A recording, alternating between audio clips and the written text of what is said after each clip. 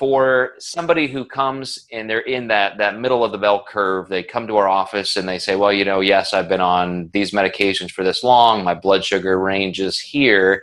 The average type 2 diabetic can make tremendous inroads into reducing that, probably coming off of medication. So do you have much experience with that population? I have had quite a few clients who have been able to get off their medications completely because they've lost body fat and they've increased their exercise significantly. Yeah. And do you have a typical time frame? When do you start seeing those changes occur? Well, I mean, initially what happens is they're able to reduce the amount of medications that they're using, as their bodies are becoming more sensitive to insulin because they're exercising, the cells are more sensitive to it.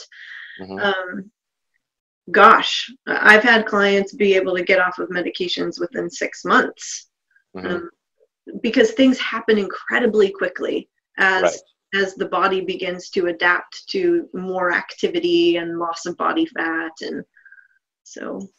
Yeah. So here's some experience I've had, and it's just quite profound, more than you would think. I remember going on a trip with my father before he passed away, and he was a type 2 diabetic, very sedentary, but on this particular trip, we were doing a decent amount of walking.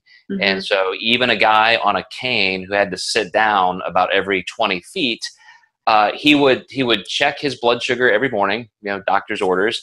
He had whatever array of medication he needed, and he knew how to adjust that.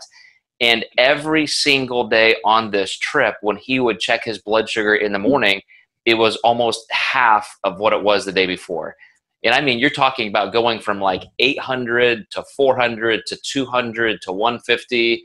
I mean, in just a matter of a week or week and a half of just walking and eating a more moderate diet, I mean, you saw somebody on medication drop that level like that. Now think if somebody has been in this process for even a short amount of time, they reverse out of that, how much impact that has on their long-term health.